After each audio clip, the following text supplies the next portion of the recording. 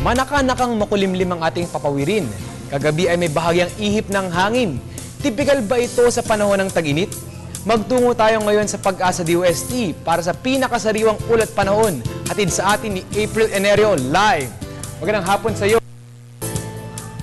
Magandang hapon din, Sandro. Sa ating balita, patuloy pa rin ang pag-iral ng Northeast Monsoon sa Luzon. Kaya sa lagay ng panahon ngayong Martes, ang Eastern Visayas, Caraga at Davao Region ay makaranas ng maulap na kalangitan na may mahihina hanggang katamtamang pagulan o pagkidlat pagkulog.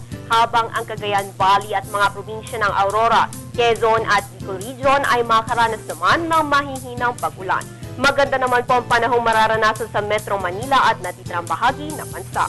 Ayon kay Pag-asa weather forecaster Jory Lois, medyo may kalakasan ng amihan ngayon, pero hindi ito magdadala ng malamig na panahon. Dagdag pa niya, simula ngayong linggo hanggang sa second week ng March, ang nakikinita nilang pagtatapos ng Northeast Monsoon season. At sa oras na matapos ang amihan, ay opisyal na po ang dry season sa bansa.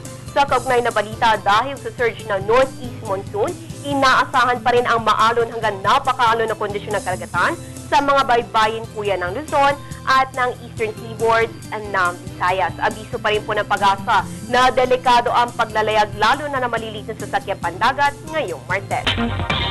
Ika-5 ng Marso, ipagpatuloy natin ang paglilibot sa Pilipinas bilang paghahanda para sa summer season. Ang ating destinasyon sa Cagayan Valley.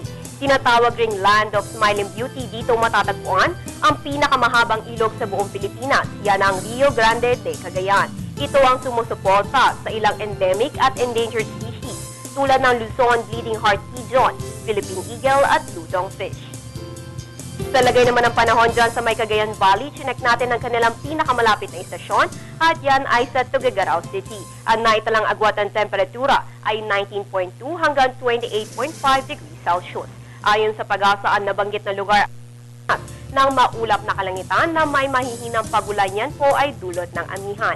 Pero syempre pagdating po ng bakasyon, tiyak na magiging adventure filled ang inyong trip dahil pwede mag-nature tripping sa Claveria, may white sand beaches at waterfalls, mag-spelunking sa Calao Cave, mag-hiking at bumisita sa mga lumang simbahan at marami pang iba. Kaya punta na sa Cagayan Valley dahil it's more fun in the Philippines lalo na pag maganda ang panahon.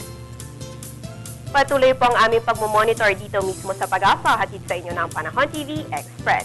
At yan ang pinakahuling balita mula dito sa Pag-asa DOST. Para sa Telebisyon ng Bayan, April Enerio.